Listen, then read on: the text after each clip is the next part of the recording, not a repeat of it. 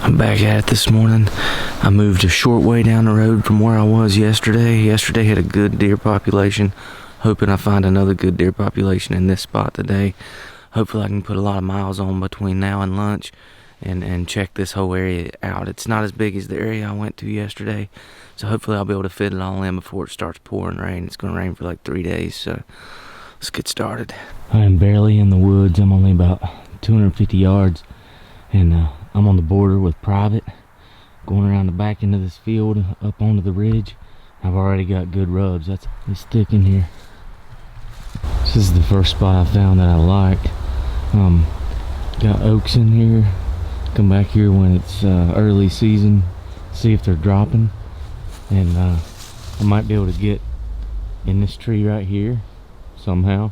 If the oaks are dropping, it's pretty clear shot in here. It's kind of open right here, especially if they step right out here through this open stuff right here. I can get a shot. So I'm still pretty close to the private. It's down the hill about 100 yards, but during bow season that don't really matter. Here I got an old scrape. Bit off a couple of these little limbs. It's right next to those oak trees right behind me. So I might have stumbled onto a pretty good bow spot. There are a few oaks in here, and it's open enough to shoot, and it's surrounded by a thicket. And there's some private farm fields. Well, they got cows in them down the hill from me about 200 yards.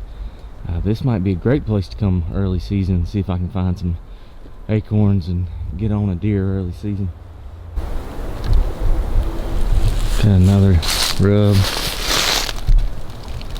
Not seeing the amount of droppings that I was yesterday in the other area, and it's not that far away, but I'm already seeing some decent rubs, and there's a few turkey scratching.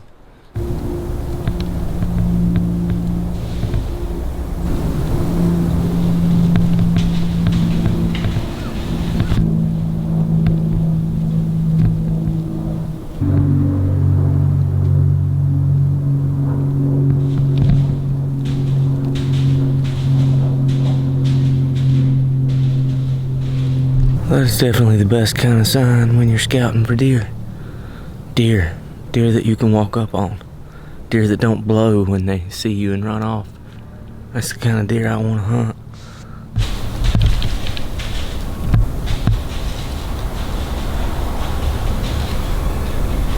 She raised the white flag and ran for her life. Hopefully there'll be something with horns in here after them this November. The deer were hanging out in this thick stuff, or just on the other side of it, a couple of them.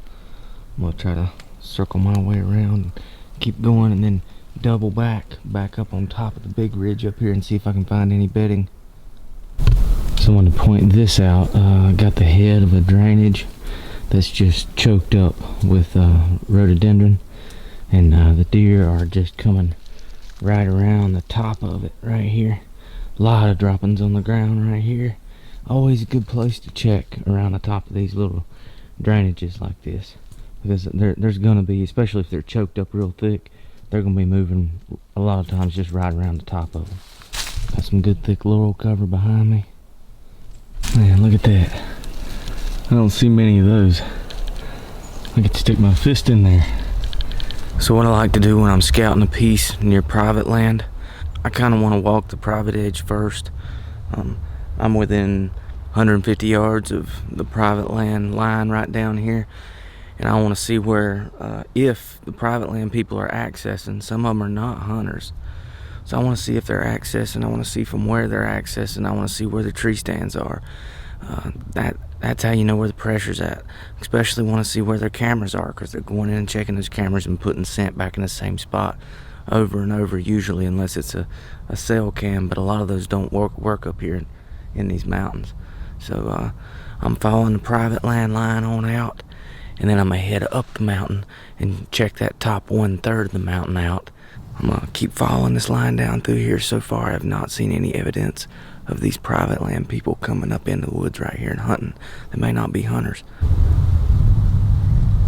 So I'm gonna point something out right here that a lot of people may not think about.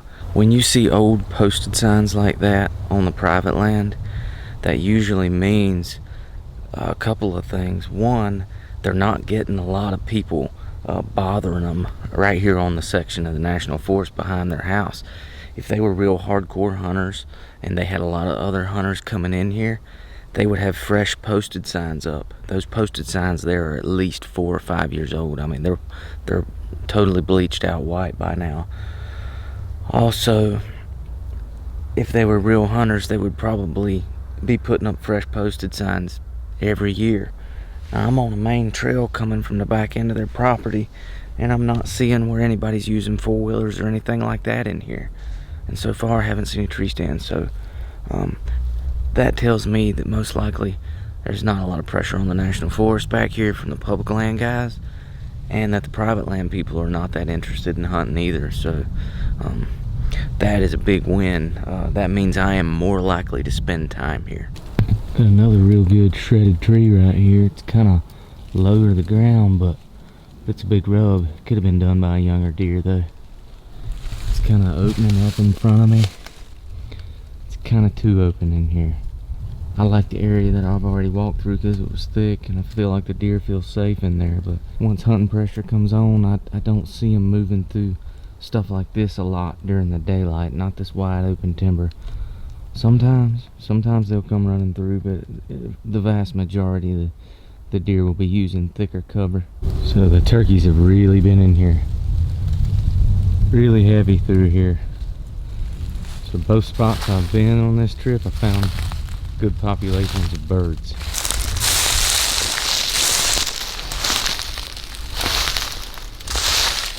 Another good rub. It's tall, up off the ground, probably made by a bigger bodied deer.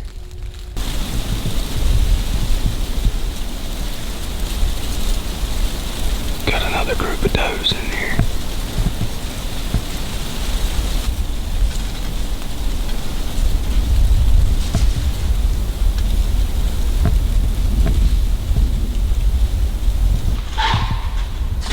Those deer were right around the head of this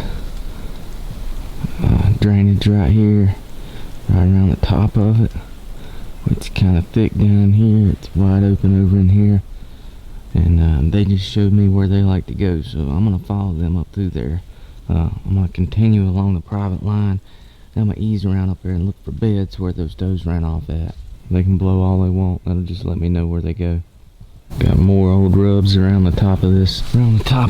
Where they like to travel around. Those I don't think they're this year's rubs, but definitely last year's. Good sign of deer in here so far. Got rubs right on the other side of me right here. Got old scrape right here. Rub right here in front of it. More good rubs. The more rubs the better, I always say. And that is definitely from this year.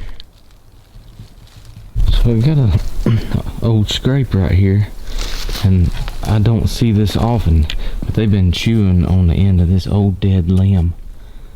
It's not a live tree that they're chewing on right here. Got another posted sign down there that's old. It's the same age as the one I saw a half a mile back. That tells me it's probably the same family that owns the farm down here, and they're just not really hunting. I'm right up against the edge now. Their top field comes up and around. Now I'm gonna work my way up the mountain to where those does went, and see if I can find some bedding up here on this ridge. I'm 3/4 of a mile in now. It's starting to rain.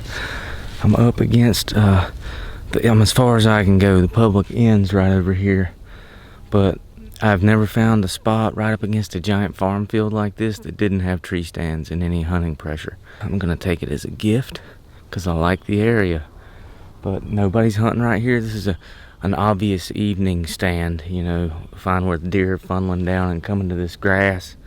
Any other place I've been, there'd be 5 or 6 tree stands in here permanently, but there's none here. So I'm about gonna have to put the camera up. It's starting to rain pretty good here. I don't want my camera to get wet.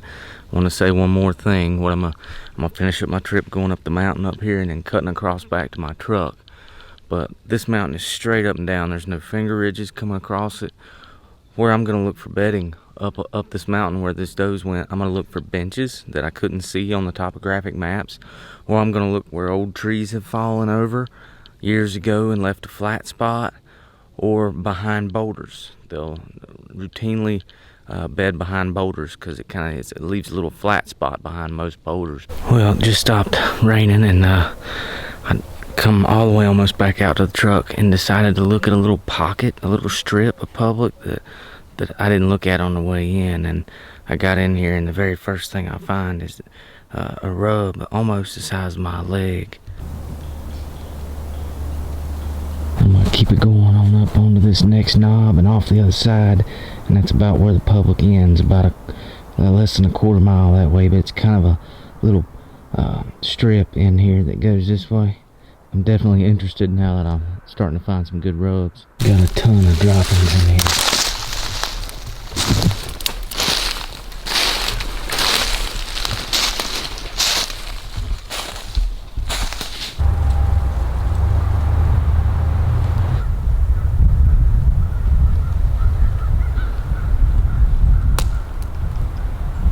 So I've found one more stand that I'm interested in hunting. It's hard to get in here.